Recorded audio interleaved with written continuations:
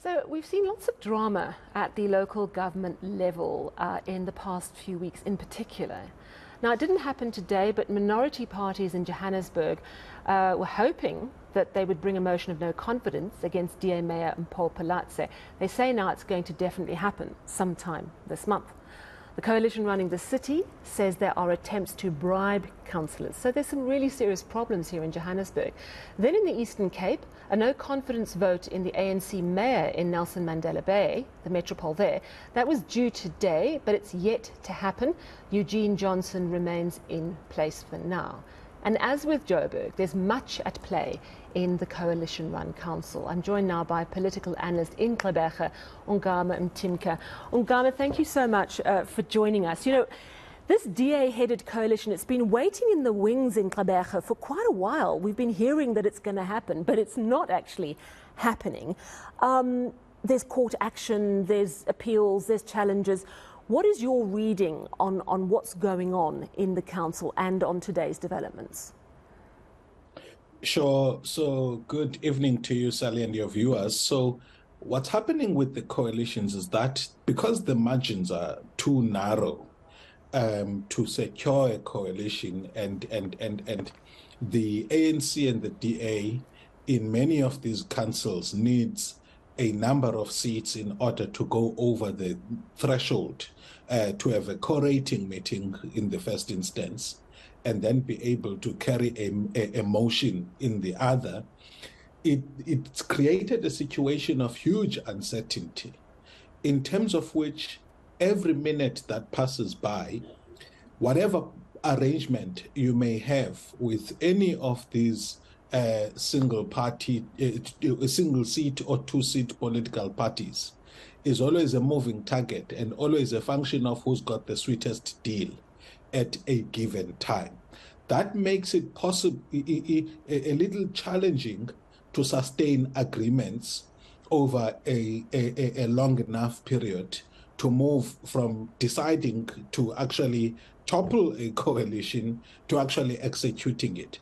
When you factor in the variable of defecting one group, one councillor or two, defecting in order to secure a particular motion for either the coalition or new contenders to a coalition, it becomes a lot messy, because one, you are able to deal with one leg, say for example in the speaker in the city of Joburg, but you then have to constitute the meeting again to deal with the rest of the motion. And if it was a situation where somebody had defected, it becomes difficult to follow through with that to the level where, to a stage where you can constitute a new coalition.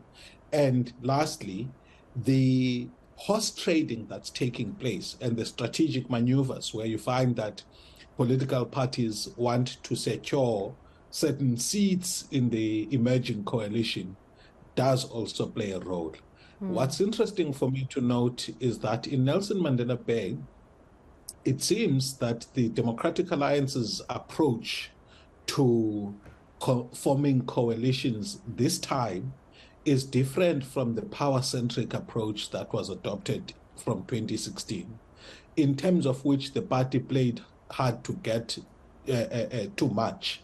It seems to me that this time it's been fairly open in terms of entertaining the demands from some of the smaller parties. But the extent to which it does that to secure a government is still a challenge as far as Nelson Mandela Bay is concerned. You know, hung municipalities, which is what we're dealing with here in Johannesburg and Nelson Mandela Bay, where no one's got a majority, are inherently stable.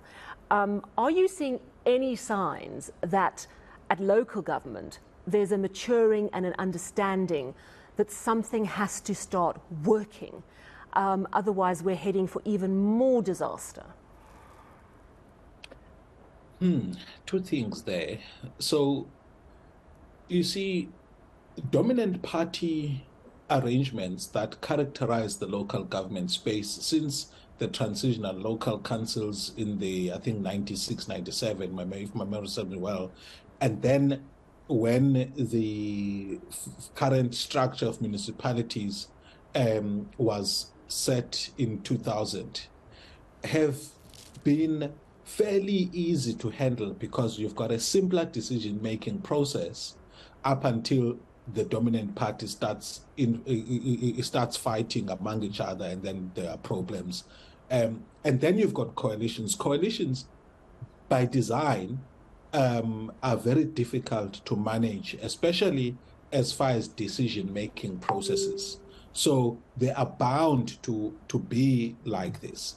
What's even more of a challenge in the 2016 and 2021 period post those elections is that the margins by which a party that constitutes a coalition would lead versus the opposition are too narrow, and they create the possibility that any slight, upsetting of coalition partners, one can lose them and a new government can be formed. I think that the fixation with zero-sum coalition versus opposition party is not something which the municipal space, should be faced with only.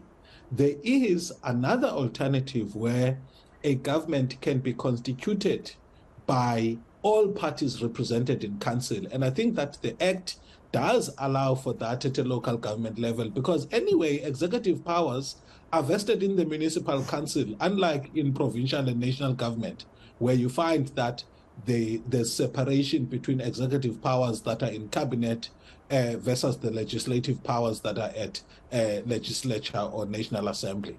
I think that the Xolilengata in the Eastern Cape tried to, through a letter that threatened the Section 12 process in Nelson Mandela Bay, to institute a committee system as opposed to an executive mayoral.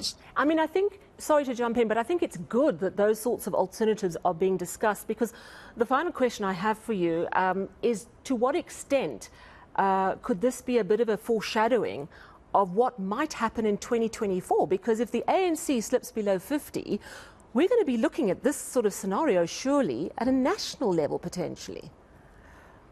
Sure. And what I'd like us to acknowledge is that voters are tired of much of the dominant party system. Because if you look at Nelson Mandela Bay, for example, under a dominant party, we had the same problems that we're seeing now with coalitions, at least in the latter years of the dominant party, the ANC, in terms of which you had high attrition rate in terms of municipal managers and mayors, people, being recalled every now and then because of a debilitating internal party political situation. So when people raise that this is a phenomenon that's unique to coalitions, they don't understand how debilitating are internal fights within dominant parties, and in fact end up resulting in something similar to this one that we're experiencing now. I think we must give South Africans the space to vote in the way that they do, and actually allow politicians or compel or call upon politicians to mature enough to operate in an environment where you no longer have the power, but power is vested in a coalition and not even in a ruling party. And therefore, that tension that's been there between, let's say, City Hall and the regional offices of a party needs to be less, because it's no longer regional party bosses that actually dictate what happens in government. So we need political parties to become mature enough to recognize that and allow space sometimes for people acting within the context of a municipal council to make decisions which otherwise the parties individually would not have made, or in fact be able to test these new arrangements that have not been tested significantly elsewhere. Yeah, well, we haven't got long to call for that maturity, because governance is so crucial and delivery is so crucial, particularly now at local level. But your insights, very thought-provoking. Thank you so much for chatting to us this evening. That, of course, is political analyst Ongama Mtimka, coming to us live from Joburg. Now, still to